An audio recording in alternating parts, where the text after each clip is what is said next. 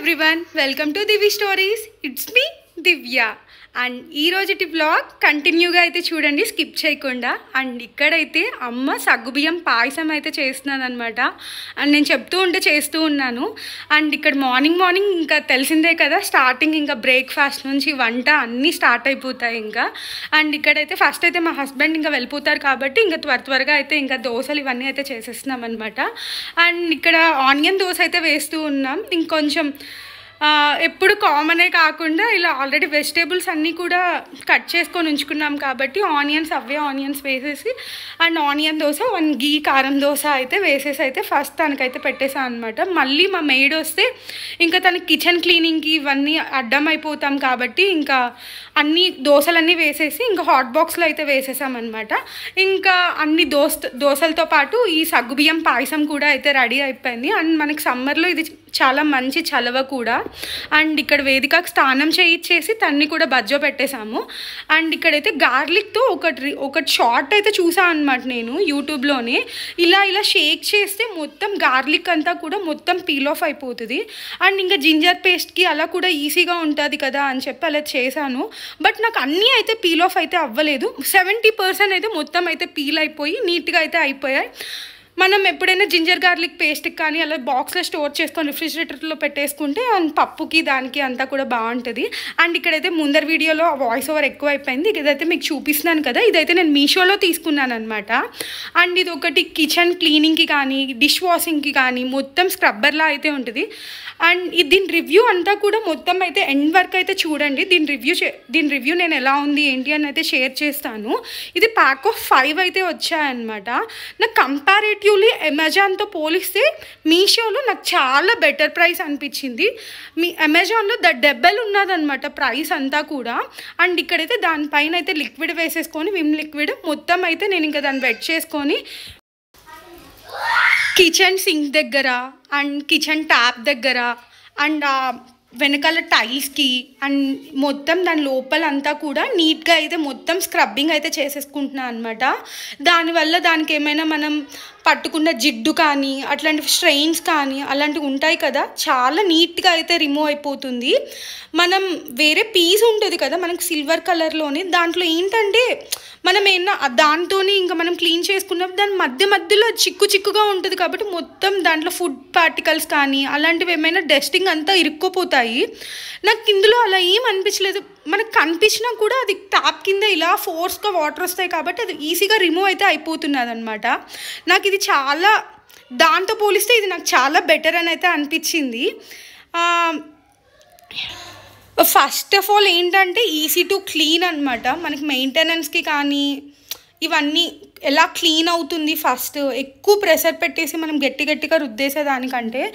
And ఇది అన్ని దగ్గరలో అయితే వర్కౌట్ అవుతుంది మనకి మల్టీపర్పస్ లాగా మొత్తానికి. సో నాకు ఇది చాలా హెల్ప్ఫుల్ అనిపించింది. మీకు కూడా ఇది ఎవరికైనా కావాలి అని అంటే మీషో లింక్ అయితే నేను కింద డిస్క్రిప్షన్లో ఇస్తాను, మీరు కూడా అయితే చెక్అవుట్ అయితే చేయండి. అండ్ నా ఇన్స్టాగ్రామ్ లింక్ కూడా అయితే కింద డిస్క్రిప్షన్లో ఇస్తాను, మీరు అక్కడ కూడా ఫాలో అవ్వచ్చు నన్ను అయితే.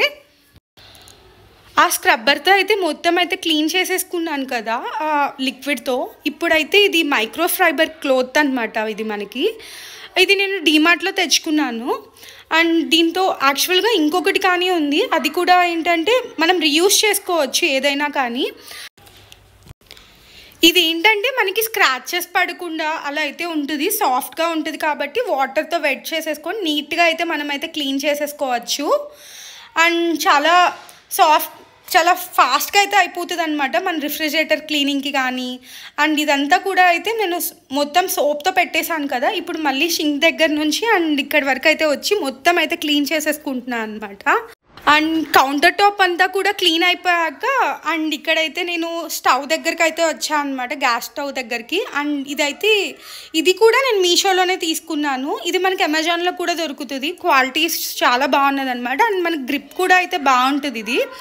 అండ్ మనం ఈజీగా ఫ్లెక్సిబుల్గా ఉంటుంది అనమాట మనం క్లీన్ చేసుకునేదానికి. గ్యాస్ ఇలా ఇక్కడ అండ్ మనం స్టవ్ తిప్పుకుంటాం కదా ఆన్ ఆఫ్ దగ్గర, అక్కడ కూడా మనం బై మిస్టేక్ అలా తడి చేతులతో కానీ ఏమైనా ఆయిలీ హ్యాండ్స్తో కానీ అలా పెట్టేసినప్పుడు జిడ్డు పట్టేసి ఉంటుంది కదా అక్కడ, అది కూడా అయితే నీట్గా మనకి మొత్తం అలా వెళ్ళి అయితే మొత్తం ఇది కొంచెం వైరింగ్లా ఉంటుంది అనమాట ఈ బ్రష్. సో అందుకని ఏంటంటే అది ఈ స్టవ్స్కి మాత్రం కరెక్ట్ అనిపిస్తుంది. బ్రష్ అయితే మాత్రం చాలా బాగా పోతుంది ఇది కూడా. నేను ఏమైనా చూపించినప్పుడు చాలామంది నన్ను ఇన్స్టాగ్రామ్లోకి వచ్చి లింక్ అడుగుతున్నారు. నేను ఎవ్రీ లింక్ డిస్క్రిప్షన్ కిందే అయితే పెడతా అనమాట. అండ్ ఎవరికైనా యూస్ అవుతుందేమో చూసుకోండి. మనకి ఫస్ట్ కిచెన్ అంతా కూడా క్లీన్ అయిపోతే మనకి చాలా పీస్ఫుల్గా ఉంటుంది. మనం చూసేదానికి కానీ మనం ఉండేదానికి కానీ చాలా పాజిటివ్ వైబ్స్ అయితే ఉంటూ ఉంటాయి కదా మనకైతే మొత్తానికి.